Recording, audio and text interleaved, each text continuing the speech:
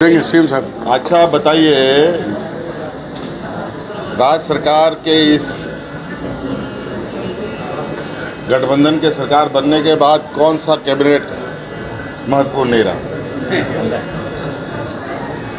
हर cabinet ऐतिहासिक होता है और ख़ास तौर पर तो इस राज्य के गरीबों के लिए, किसानों के लिए, आम नागरिकों के लिए, गांव में रहने वाले, शहर में रहने वाले सब के लिए।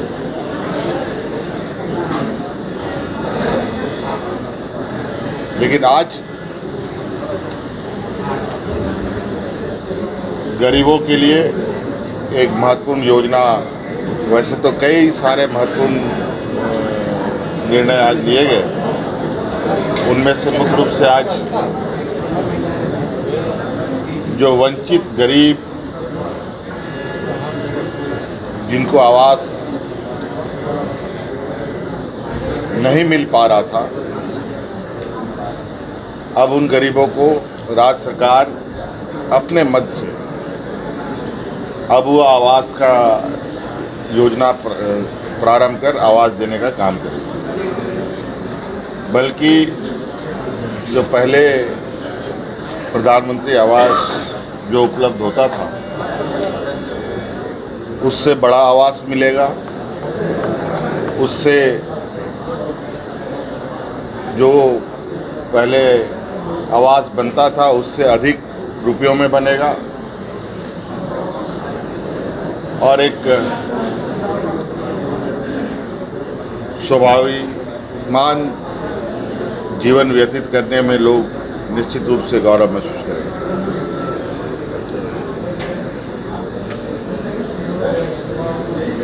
क्योंकि आप सबको मालूम है कि झारखंड एक गरीब राज्य है, यहाँ पर गरीबों की संख्या बहुत है और कई तो 2 वक्त का अनाज भी नहीं जुटा पाते। सरकार उसको अनाज भी उपलब्ध करा रही है, अब आवास भी उपलब्ध कराएगी। जिसको कहते हैं ना, एक आम व्यक्ति की ज़रूरत रोटी, कपड़ा और मकान। रोटी की भी व्यवस्था सरकार कर रही है, कपड़े भी गरीबों को दे रही है, अब बेहतर मकान बना करके भी सरकार ने देने का निर्णय बना लिया। लगभग 15,000 से अधिक करोड़ रुपए का लागत गरीबों को आवास देने में लगेगा। इसके अलावा मुख्यमंत्री ग्राम गाड़ी योजना भी हम लोगों ने आज स्वीकृति प्रदान दी है, जिसके माध्यम से लगभग 1 करोड़ से अधिक, लगभग 30% राज्य की जनता को इसमें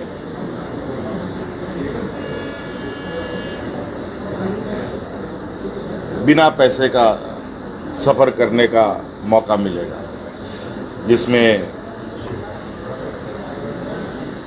वृद्धजन हैं, स्वतंत्रता सेनानी हैं, आंदोलनकारी हैं, उनको, महिलाएं हैं, सभी विद्यार्थी हैं।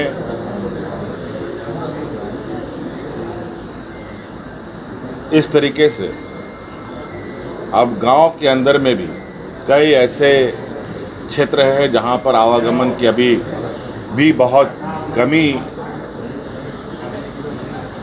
देखने को मिलती है और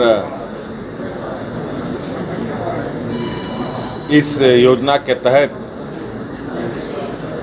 गांव के बच्चे, गांव के किसान, महिलाएं को शहर या अपने गंतव्य स्थान तक जाने में काफ़ी मदद मिली।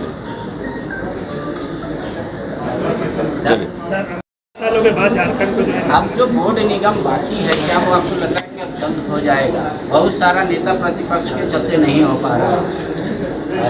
महिला आयोग की सीट खाली है। अब इनको नेता प्रतिपक्ष बनाना था कि नहीं बनाना था, अब तो बीजेपी खुद जानती थी इस विषय को। अब उन लोगों ने आखिरी में ये निर्णय लिया है तो मैं उम्मीद करूंगा कि कई सारे संवैधानिक संस्थाएं हैं जिनमें नियुक्ति होनी थी, जहां नेता प्रतिपक्ष की आवश्यकता पड़ती है, और उस संस्था में नियुक्ति के लिए नेता प्रतिपक्ष निश्चित रूप से मैं उम्मीद करता हूं कि अपनी भूमिका लेंगे। सर जेपीएससी का बहुत वेट हो रहा है,